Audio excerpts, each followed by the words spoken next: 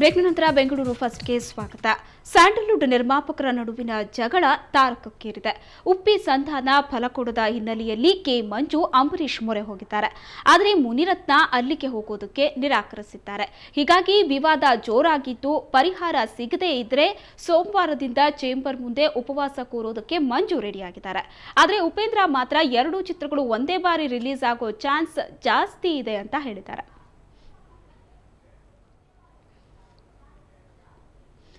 BBMP ಸ್ಥಾಯಿ ಸಮಿತಿಗಳ valuation ರಿಪೋರ್ಟ್ನಲ್ಲಿ ಇವತ್ತು ಶಿಕ್ಷಣ ಸ್ಥಾಯಿ ಸಮಿತಿ ಪಾಸಾ ಫೇಲಾ ಬನ್ನಿ ನೋಡೋಣ.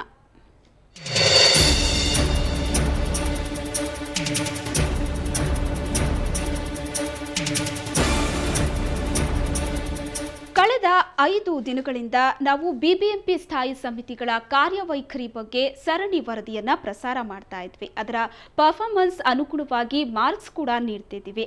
ಆದರೆ ಯಾವುದೇ ಸ್ಥಾಯಿ ಸಮಿತಿಯು ಒಳ್ಳೆ ಮಾರ್ಕ್ಸ್ ಪಡ್ಕೊಂಡಿರಲೇ ಇಲ್ಲ. ಆದರೆ ಇವತ್ತು ನಾವು ನಿಮಗೆ ತಕ್ಕ ಮಟ್ಟಿನ ಸಾಧನೆ ಮಾಡಿರೋ ಶಿಕ್ಷಣ ಸ್ಥಾಯಿ ಸಮಿತಿ ಬಗ್ಗೆ ಹೇಳ್ತೀವಿ.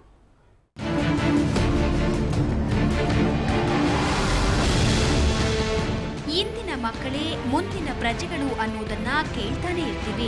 ಹಾಗಾಗಿ ಮಕ್ಕಳಿಗೆ ಶಿಕ್ಷಣ ಒದಗಿಸುವುದು ಸರ್ಕಾರದ ಜವಾಬ್ದಾರಿ ಕೂಡ. ಬೆಂಗಳೂರು ವ್ಯಾಪ್ತಿಯಲ್ಲಿ ಬಿಬಿಎಂಪಿ ಶಾಲೆಗಳ ಅಭಿವೃದ್ಧಿ ಹಾಗೂ ಶೈಕ್ಷಣಿಕ ಜವಾಬ್ದಾರಿಯನ್ನ ಪಾಲಿಕೆಯ ಶಿಕ್ಷಣ ಸ್ಥಾಯಿ ಸಮಿತಿ ಹೊತ್ತುಕೊಂಡಿದೆ. ಶಾಲೆಗಳ ನಿರ್ಮಾಣ ಹಾಗೂ ನಿರ್ವಹಣೆ ಮಾಡುವುದು, ಉತ್ತಮ ದರ್ಜೆಯ ಶಿಕ್ಷಣ ಒದಗಿಸುವುದು, ಮಕ್ಕಳ ಸರ್ವಾಂಗೀಣ ಅಭಿವೃದ್ಧಿಗೆ ಒತ್ತು ನೀಡುವುದು ಮತ್ತು ಮಕ್ಕಳಲ್ಲಿ ಕ್ರೀಡೆ, ಸಾಂಸ್ಕೃತಿಕ ಮನೋಭಾವ ಬೆಳೆಸೋದು ಶಿಕ್ಷಣ ಸ್ಥಾಯಿ ಸಮಿತಿಯ ಪ್ರಮುಖ ಜವಾಬ್ದಾರಿ. ಈ ಬಾರಿ ಶಿಕ್ಷಣ ಸ್ಥಾಯಿ ಸಮಿತಿ ತನ್ನ ಜವಾಬ್ದಾರಿಯನ್ನ ತಕ್ಕ ಮಟ್ಟಿಗೆ ನಿಭಾಯಿಸಿದೆ. ಆರ್ಥಿಕ ಸಂಕಷ್ಟದ ನಡುವೆಯೂ ಕೆಲ ಸಾಧನೆಗಳನ್ನ ಮಾಡಿದೆ.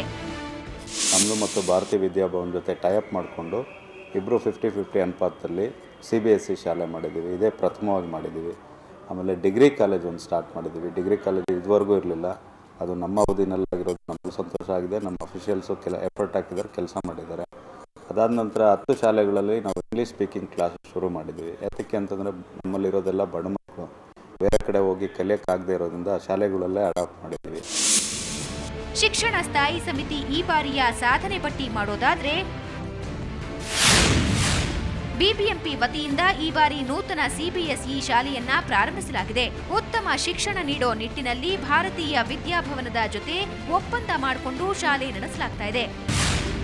ಬಡ ವಿದ್ಯಾರ್ಥಿಗಳಿಗೆ ಸಹಾಯ ಮಾಡುವ ಉದ್ದೇಶದಿಂದ ಈ ಬಾರಿ ಬಿಬಿಎಂಪಿ ಡಿಗ್ರಿ ಕಾಲೇಜ್ ಆರಂಭಿಸಲಾಯಿತು. ಬಿಬಿಎಂಪಿ ಶಾಲೆಗಳ ಗುಣಮಟ್ಟ ಸುಧಾರಣೆಗೆ ಮತ್ತು ಶಾಲೆಯ ಅಭಿವೃದ್ಧಿ ಬಗ್ಗೆ ಸಲಹೆ ಸೂಚನೆ ನೀಡಲು ಶಾಲಾಭಿವೃದ್ಧಿ ಸಮಿತಿ ರಚಿಸಲಾಗಿದೆ. ಉತ್ತಮ ದರ್ಜೆಯಲ್ಲಿ ಉತ್ತೀರ್ಣರಾದ 10 SSLC ವಿದ್ಯಾರ್ಥಿಗಳಿಗೆ ತಲಾ 10,000 ಹಾಗೂ ದ್ವಿತೀಯ PUCಯ 12 ವಿದ್ಯಾರ್ಥಿಗಳಿಗೆ ತಲಾ 35,000 ರೂಪಾಯಿ ಪ್ರೋತ್ಸಾಹಧನ ನೀಡಲಾಗಿದೆ. ಬಿಬಿಎಂಪಿ ಶಾಲಾ ಮಕ್ಕಳಿಗೆ ಉಚಿತವಾಗಿ ಇಂಗ್ಲಿಷ್ ಬೋಧನಾ ತರಗತಿಗಳನ್ನು ಪ್ರಾರಂಭಿಸಲಾಗಿದೆ. ಬಿಬಿಎಂಪಿಯ ಇನ್ನುಳಿದ ಸ್ಥಾಯಿ ಸಮಿತಿಗಳಿಗಿಂತ ಈ ಬಾರಿ ಶಿಕ್ಷಣ ಸ್ಥಾಯಿ ಸಮಿತಿ ಉತ್ತಮ ಕೆಲಸಗಳನ್ನ ಮಾಡಿದೆ. ನಾವು ಕೂಡ ಈ ಸಮಿತಿಗೆ ಒಳ್ಳೆ ಮಾರ್ಕ್ಸ್ ಕೊಟ್ಟಿದ್ದೀವಿ. ಶಿಕ್ಷಣ ಸ್ಥಾಯಿ ಸಮಿತಿ ಪಡ್ಕೊಂಡಿರೋ ಅಂಕ 10ಕ್ಕೆ 7.5. ಸೊ ಶಿಕ್ಷಣ ಸ್ಥಾಯಿ ಸಮಿತಿ ಅಧ್ಯಕ್ಷರಿಗೆ ಕಾಂಗ್ರಾಚುಲೇಷನ್ಸ್. ಅಶ್ವಿನಿ, ಸುವರ್ಣ ನ್ಯೂಸ್ 24/7 ಬೆಂಗಳೂರು. ಬಿಬಿಎಂಪಿ ಮೇಯರ್ ಯಾರು? ಹೀಗೊಂದು ಪ್ರಶ್ನೆಯನ್ನ ಹಿಡಿದು ಸುವರ್ಣ ನ್ಯೂಸ್ ಬೆಂಗಳೂರಿಗರ ಮುಂದೆ ಹೋಗಿತ್ತು. ಅದಕ್ಕೆ ಬಂದಂತಹ ಉತ್ತರ ಸ್ವಾರಸ್ಯಕರವಾಗಿದೆ. ಕೆಲವರು ಸದಾನಂದ ಗೌಡ್ರೆ ಬಿಬಿಎಂಪಿ ಮೇಯರ್ ಅಂದ್ರೆ, ಇನ್ನು ಕೆಲವರು ಆರ್ ಅಶೋಕ್ ಮೇಯರ್ ಅಂದ್ರು. ಮೇಯರ್ ಆಗಿ ವರ್ಷ ಕಳೆದ್ರೂ ಶಾರದಮ್ಮ ಹೆಸರು ಬೆಂಗಳೂರಿಗರಿಗೆ ಗೊತ್ತೇ ಇಲ್ಲ. ನಮ್ಮ ಪ್ರಶ್ನೆಗೆ ಬೆಂಗಳೂರಿಗರ ಉತ್ತರಗಳು ಹೇಗಿದ್ವು ನೀವೇ ನೋಡಿ.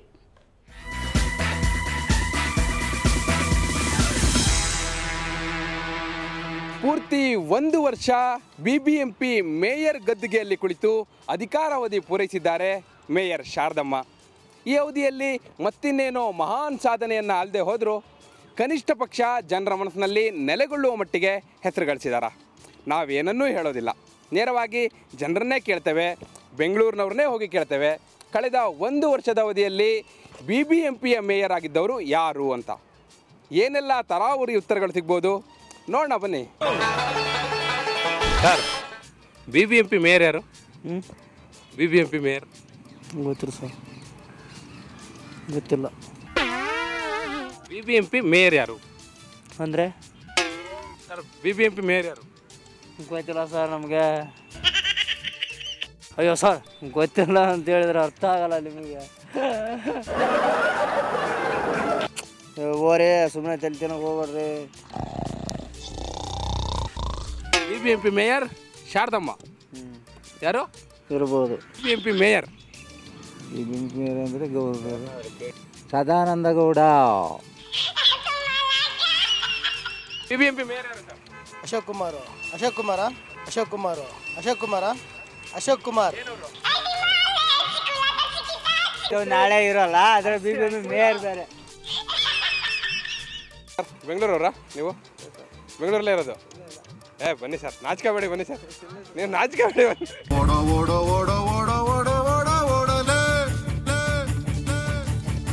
BBMP ಮೇಯರ್ ಯಾರು? BBMP mayor Nataraju. Sir BBMP mayor ಯಾರು? BBMP ಮೇಯರ್ ಗೊತ್ತಿಲ್ಲ ಸರ್. ಯಾರಿರ್ಬೋದು?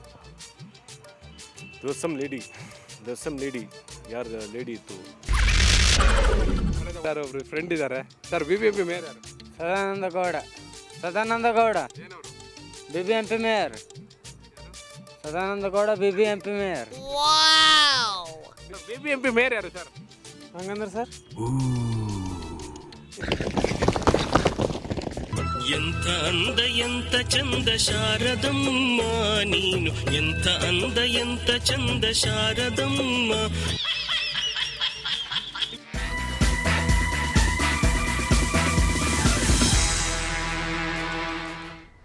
ಕರ್ನಾಟಕದಲ್ಲಿನ ಚಿನ್ನದ ದರ ಇವತ್ತು ಎಷ್ಟಿತ್ತು ಅಂತ ಬನ್ನಿ ನೋಡೋಣ.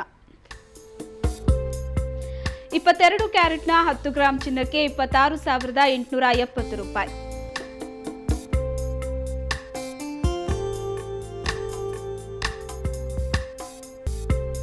ಇನ್ನು 24 ಕ್ಯಾರೆಟ್ನ 10 ಗ್ರಾಂ ಚಿನ್ನಕ್ಕೆ 29,650 ರೂಪಾಯಿ. ನಿನ್ನೆ ದರಕ್ಕೆ ಹೋಲಿಸಿದ್ರೆ ಇಂದಿನ ದರದಲ್ಲಿ ಯಾವುದೇ ಏರಿಳಿತವಿಲ್ಲ. ಬೊಜ್ಜಿನ ಸಮಸ್ಯೆ ಪರಿಹಾರಕ್ಕಾಗಿ ಬೆಂಗಳೂರಿನ ಯಶವಂತಪುರದ ಕೊಲಂಬಿಯಾ ಏಷ್ಯಾ ಆಸ್ಪತ್ರೆ ಉಚಿತ ಶಿಬಿರವನ್ನು ನಡೆಸ್ತಾ ಇದೆ. ಬೊಜ್ಜು ಕರಗಿಸೋದಕ್ಕೆ ಶಸ್ತ್ರಚಿಕಿತ್ಸೆಯ ಅವಶ್ಯಕತೆ ಇರೋರಿಗೆ ಇಲ್ಲಿ ಬಾರಿಯಾಟ್ರಿಕ್ ಚಿಕಿತ್ಸೆಯ ಬಗ್ಗೆ ಮಾಹಿತಿ ನೀಡಲಾಗುತ್ತೆ. ಶಸ್ತ್ರಚಿಕಿತ್ಸೆಯ ಅಗತ್ಯತೆ ಇಲ್ಲದಿರೋರಿಗೆ ಸುಲಭವಾಗಿ ಬೊಜ್ಜು ಕರಗಿಸೋದರ ಬಗ್ಗೆ ಮಾಹಿತಿ ನೀಡಲಾಗುತ್ತೆ.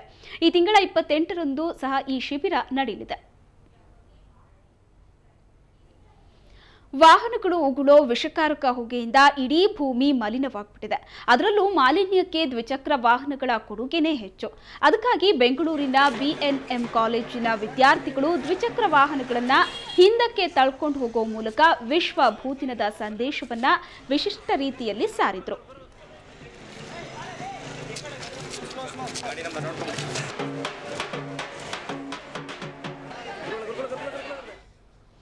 ಇದು ಇವತ್ತಿನ ಬೆಂಗಳೂರು ಫಸ್ಟ್. ಕ್ಷಣ ಕ್ಷಣದ ಸುದ್ದಿಗಾಗಿ ನೋಡ್ತಾ ಇರಿ ಸುವರ್ಣ ನ್ಯೂಸ್ 24/7.